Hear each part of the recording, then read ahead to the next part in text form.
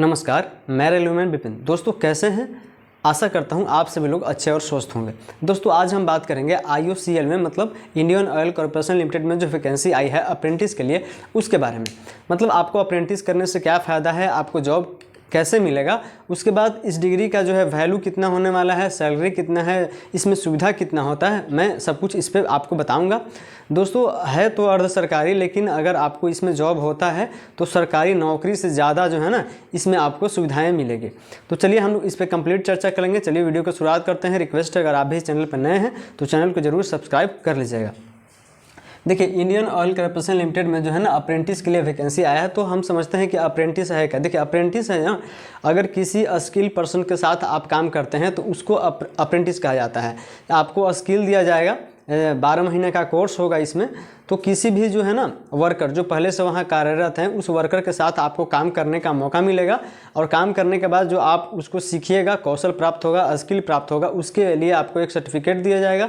जब इसमें वैकेंसी आएगी तो आपको बहुत इसमें वो काम आने वाला है। तो चलिए हम लोग इसमें देखते हैं कि क्या इसका प्रोसेस होने वाला है और क्या क्या इसका फ़ायदा होने वाला है।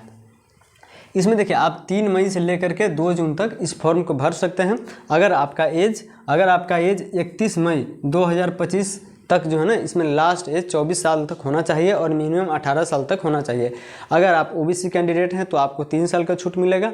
अगर आप SC ST कैंडिडेट हैं तो आपको 5 साल का इसमें छूट मिलने वाला है, इसमें मेंशन किया गया है। तो इसमें देखिए इसमें फॉर्म भरने का कोई भी फीस नहीं है। तो अगर आपके पास टाइम है, समय है, आपने ITI और डिप्लोमा और ग्रेजुएशन करके बैठे हैं अभी, तो फिलहाल आपके नज़दीक एरिया में जो रिफाइनरी है वहाँ पे जाके आप ट्रेनिंग कर सकते हैं कुछ दिनों के लिए। बहुत ही अच्छा होने वाला है।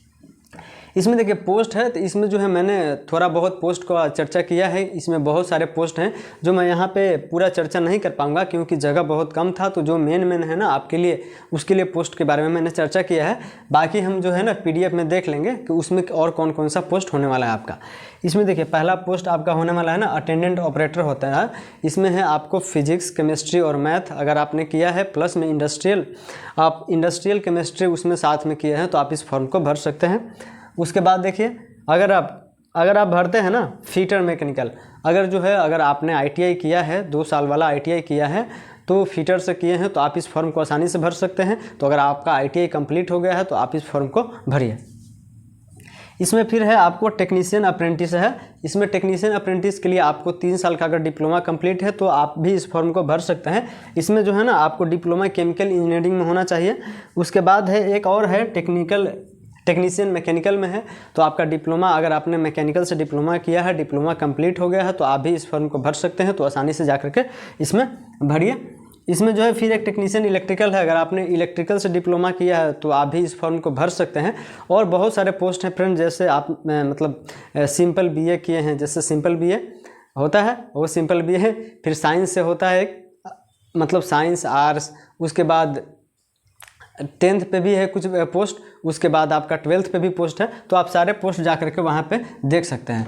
अब इसमें हम देखते हैं कि अगर आप फॉर्म को भरते हैं तो आपको कहाँ पे जो है ना इसका एरिया लोकेशन में आपको वो पोस्टिंग दिया जाएगा ट्रेनिंग के लिए। तो आपको देखिए यहाँ पे गुवाहाटी में भी आपका सीट मिलेगा, आपको बरौनी जो बिहार में है वहाँ पर भी आपका सीट है। उसके बाद आप गुजरात में भी सीट है, यहाँ पे मथुरा में मिलेगा, डिगबोई में मिलेगा। मतलब इन सारे जगह पे जहाँ रिफाइनरी मतलब प्रोडक्शन का जो है, जहाँ पे रिफाइनरी होता है वहाँ आप इस फॉर्म को भर सकते हैं। तो इसमें जो है देख लिया आप कि आपका जो लोकेशन है वो कहाँ कहाँ होने वाला है। अब इसमें हम देखते हैं कि आपका योग्यता क्या होना चाहिए। तो इसमें देखिए अगर आपने 10th किया है, अगर आपने 12th किया है, उसके बाद जो है ना अगर आपने BA किया है मतलब आर्ट्स से किया है तो भी आप फॉर्म को भर सकते हैं। अगर आप BSc किए हैं फिजिक्स, केमिस्ट्री और मैथ से तो आप भी इस फॉर्म को भर सकते हैं। अगर आप डिप्लोमा किए हैं तो फॉर्म को भर सकते हैं। अगर आप ITI किए हैं तो भी आप इस फॉर्म को भर सकते हैं। ITI में जो फीटर हैं वो भी भर सकते हैं। डिप्लोमा में मैकेनिकल और इलेक्ट्रिकल आप भी इस फॉर्म को भर सकते हैं। तो अगर आपने सारे डिग्रियाँ लिया है तो आप जा करके वहाँ IOCL के वेबसाइट से देख सकते हैं और फॉर्म को ज़रूर भरिए। इसमें देखिए चयन कैसे होगा, अब हम इस पर चर्चा करेंगे। इसमें चयन फ्रेंड्स आपका डिग्री के आधार पे होगा। इसमें कोई एग्ज़ाम नहीं होने वाला है आपका, ये बिना एग्ज़ाम का भर्ती होने वाला है। बस आपका डायरेक्ट फॉर्म भरिए और इसमें डायरेक्ट आपका डॉक्यूमेंट वेरिफिकेशन स्टार्ट हो जाएगा।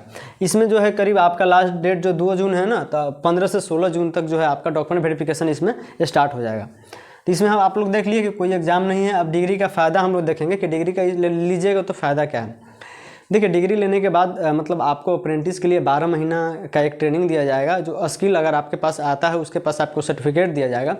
जब भी रिफाइनरी में जहाँ जहाँ रिफाइनरियाँ हैं वहाँ पे वैकेंसी आती रहती है। अगर वहाँ पे वैकेंसी आती है तो आपको प्राथमिकता दिया जाएगा। उस आधार पे करीब करीब 75% जो अप्रेंटिस वालों को ही इसमें जॉब मिलता है। 25% जो है एग्ज़ाम लिया जाता है। अगर आपका एग्ज़ाम होगा ना उसमें, तो आप अप्रेंटिस किए रहेंगे तो आपको बहुत इसमें छूट मिलने वाला है। तो आपका जॉब जो है ना वो ईजी वे में हो जाएगा इसमें। और इसमें हम बात करेंगे ना कि काम क्या करना होता है। तो काम, देखिए, काम कुछ नहीं करना है। वहाँ पे जो पहले से वर्कर काम कर रहे हैं उनके साथ आपको साथ में काम करना है, साथ में देखना है कि वो काम कैसे करते हैं, उसके बारे में सीखना है।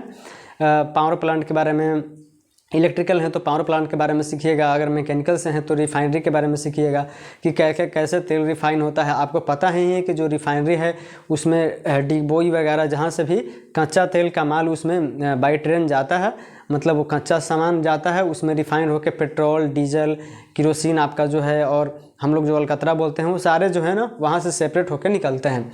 तो रिफाइनरी में यही काम होता है। बाकी इसी काम में आपको मतलब वहाँ पे साथ में रह के वर्कर का और सीखना है, देखना है कि कैसे कैसे काम होता है।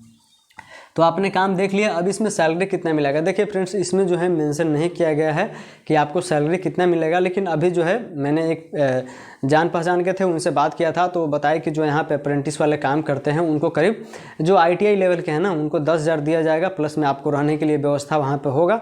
तो आपको 10,000 दिया जाएगा। अगर डिप्लोमा से हैं तो आपको 14 से 15,000 मिलेगा। अगर आप ग्रेजुएशन पे हैं तो उनका पोस्ट अलग है, तो आपको भी 12 से 14, 15,000 उसमें आपको सैलरी मिलने वाला है। तो सबसे बेनिफिट इसमें ज़्यादा है ना कि आपका डिग्री का है। अगर आपका डिग्री इसमें अगर मिल जाता है ना स्किल का, तो स्किल का डिग्री मिलने के बाद जो फ्रेंड्स आपको इसमें जॉब जो है ना फिक्स होने का चांस ज़्यादा होता है बाकी नॉर्मल लोगों के तुलना में। तो आप जो है अगर आपके पास डिग्री है तो आप जा कर के ITI किए हैं तो इस डिग्री को ज़रूर लीजिए, क्योंकि ये जो जॉब होने वाला है ना वो आपका सुविधा के मामले में बहुत अच्छा है। अगर आप रेल का भी जॉब दीजिएगा, इसमें मेडिकल फैसिलिटी बहुत टॉप क्वालिटी का होता है। आपके बच्चों का एजुकेशन फैसिलिटी टॉप क्वालिटी का होता है।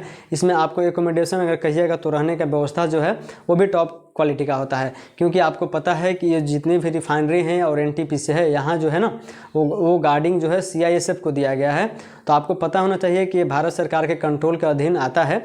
तो यहाँ पे जो है फैसिलिटी के मामले में बहुत टॉप क्वालिटी है, और सैलरी के मामले में भी अगर आप इसमें रिफाइनरी में टेक्नीशियन बनते हैं और एक रेल में टेक्नीशियन बनते हैं तो दोनों में अंतर है। अगर आपको रेलवे में टेक्नीशियन का सैलरी अगर 40 से 45,000 मिल रहा है तो यहाँ आपको सैलरी कम से कम जो है 55 से 60,000 मिलने वाला है। तो फ्रेंड्स, अगर आपने ITI और डिप्लोमा किया है तो आप इस फॉर्म को ज़रूर भरिए। तो अगर आपको वीडियो अच्छा लगा हो तो चैनल को ज़रूर सब्सक्राइब करिएगा। तो मिलते हैं फिर।